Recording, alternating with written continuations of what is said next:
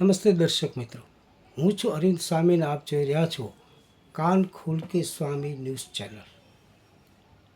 આ એપિસોડમાં આપણે વાત કરીશું પાકિસ્તાન સાથેના મિની યુદ્ધ પછીની સ્થિતિ. પાકિસ્તાન સાથે આમ તો આપણે યુદ્ધ થયું જ નથી એમ કહીએ તો પણ ચાલે. એક પ્રકારની સર્જિકલ એર સ્ટ્રાઇક જ હતી. ખાસ કરીને નક્કી કરેલા નિશાન ઉપર એના જે આતંકવાદી કેમ્પો ચલાવતા હતા ત્યાં આપણે ત્રાટકી અને એ કેમ્પોનો આપણે સફાઈઓ કર્યો. બીજું પણ થોડું ઘણું એમને નુકસાન થયું છે. આતંકવાદીઓનો ખાત્મો બોલાવી નાખ્યો અને હવે આખા દેશમાં આના લેખાજોખા થઈ રહ્યા છે. એની જમા ઉધારની વાતો પણ થઈ રહી છે. પરંતુ દેશની જ્યારે વાત હોય ત્યારે આપણે ઉધારની વાત ઓછી કરીશું. આપણને જે ક્રેડિટ મળી છે, આપણે જે હાંસલ કર્યું છે એની વાતો વધુ કરીશું. તો જ આપણા સૈનિકોનું મોરલ છે એ ઊંચું રહેશે. યુદ્ધ છે, લડાઈ છે, તો બે પક્ષે નુકસાન ઓછું વધુ થવાનું જ છે. કોઈ પણ દેશ હોય, ચાહે વિશ્વની મહાસત્તા હોય તો પણ એને નુકસાન થતું જ હોય છે. એટલા માટે જ યુદ્ધ એ સારું નથી અને યુદ્ધ એ કોઈ સમસ્યાનો ઉકેલ પણ નથી. પરંતુ યુદ્ધ પછીની દેશમાં એક પ્રકારનો રાષ્ટ્રપ્રેમ જાગ્યો છે.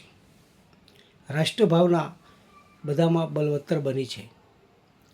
પછી રાજકીય પક્ષો તો થોડા દિવસ પછી એને વોટમાં કન્વર્ટ કરવા માટે થઈને જુદા જુદા કાર્યક્રમો આપશે, એ અલગ વાત છે અને એ સ્વાભાવિક સહજ છે કે રાજકીય પક્ષોને એ બધું કરવાનું હોય છે, કારણ કે ચૂંટણી એને લડવાની હોય છે અને જીતવાની હોય છે. એટલા માટે થઈને. પરંતુ આમ પ્રજાને શું, આમ પ્રજાને એક લોકોમાં એક જાતની અવેરનેસ જાગી, જાગૃતિ આવી, દેશપ્રેમ વધ્યો, યુવાનોમાં ઉત્સાહ વધ્યો. એટલું જ નહીં, તુર્કી જેવા દેશોનો પ્રવાસ માટે અને ત્યાંથી આપણે જે ફળ ખરીદીએ છીએ તો વેપારીઓ એનો બહિષ્કાર પણ કર્યો. આ પણ એક પ્રકારની દેશભાવના જ બતાવે છે.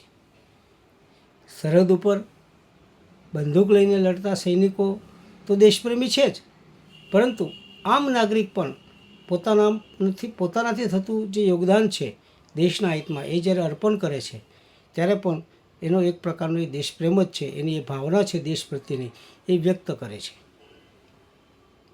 આપણે તો ચોખ્ખું કહી દીધું કે હવે કોઈ પણ પ્રકારનો આતંકવાદ ફેલાશે ભારતમાં તો એ જવાબદાર રાષ્ટ્ર સામે ભારત કડક પગલાં લેશે.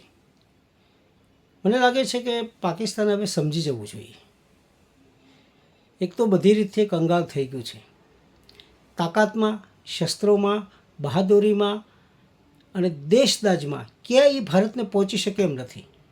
આમ છતાં કોઈકના ઇશારે, કોઈકના ચડાવવાથી એ ભારત સામે અટકચાળો કરતું રહ્યું છે. પરંતુ હવે લાગે છે કે એ કદાચ ક્યારેય અથવા તો ઘણા વર્ષો સુધી ભારતની સામે નજર માંડવાની હિંમત નહીં કરે. પરંતુ એક વસ્તુ બની કે લોકોમાં જે પ્રકારની જાગૃતિ આવી. અમે એક વિડીયોમાં કહ્યું હતું કે ભારત અને પાકિસ્તાન વચ્ચે યુદ્ધ થશે તો પાકિસ્તાનમાંથી સૈનિકો લડતા હશે, ભારતમાંથી એક એક નાગરિક આ યુદ્ધ લડતો હશે. અને એ પ્રમાણે દરેક નાગરિકે દેશ પ્રત્યેનો જે પ્રેમ છે એને દર્શાવી દીધો છે.